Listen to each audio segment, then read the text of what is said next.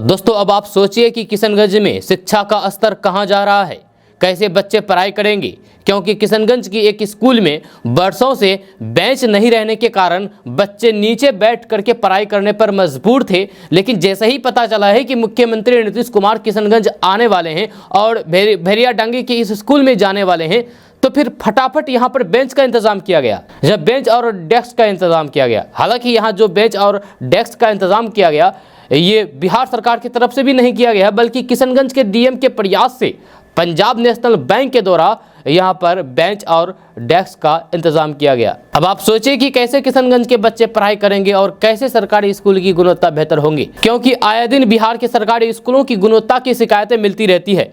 अब मान के चलिए कि अगर यहाँ पर नीतीश कुमार नहीं आते, बिहार के मुख्यमंत्री नीतीश कुमार नहीं आते, तो फिर क्या आज भी बच्चे यहाँ पर नीचे जमीन पर बैठ कर के पढ़ाई करते? अब आप तो जानते होंगे कि सरकारी स्कूल में कैसी पढ़ाई होती है।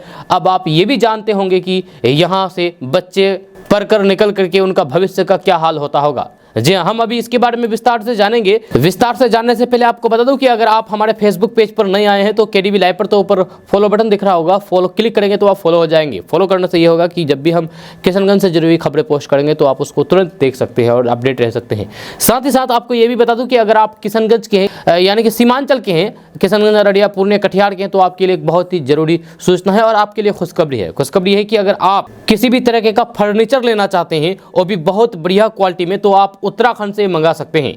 जहाँ उत्तराखंड में सीमांचल यूनिक फर्नीचर के नाम से फर्नीचर बना करके भेजा जाता है, वो भी ऑर्डर देने पर। जहाँ आप ऑर्डर देंगे तो फिर आपको उत्तराखंड से एक नई डिजाइनदार फर्नीचर आपको उपलब्ध कराया जाएगा। इसके लिए आपको इस नंबर पर संपर्क करना होगा जो आपके मोबाइल स्क्रीन पर दिख रहा है। इस नंबर पर संपर्क करके आप उत्तराखंड से एक यूनिक नई डिजाइनदार फर्नीचर ऑर्डर दे सकते हैं। जी हाँ, वो भी कम कीमत पर। तो अभी आप ऑर्डर दें और अपने घर तक, आपके घर तक सामान पहुंचा दिया जाएगा। तो चलिए फिर बात करते हैं विस्तार से कि आखिर मामला है क्या। दरअसल बात यह है कि मुख्यमंत्री नीतीश कुमार की समाधान यात्रा कार्यक्रम में किशनगंज आगमन से पहले भेड़ियाडांगी गांव में स्थित सरकारी विद्यालय में पढ़ने वाले बच्चों का जमीन पर बैठ करके पढ़ने के सिलसिले का अंत हो गया है। जहां आप इसे अंत कह सकते हैं या फिर मतलब कि दिखावट कह सकते हैं, कुछ भी कह सकते हैं।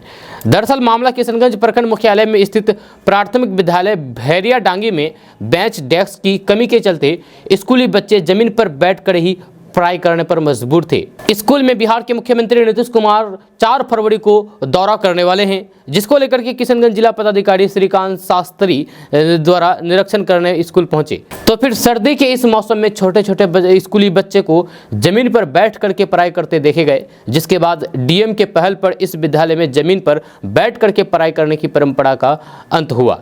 जी हाँ, जिला शिक्षा पदाधिकारी के पहल पर पंजाब नेशनल बैंक ने स्कूल में बेंच और डेस्क उपलब्ध कराया है।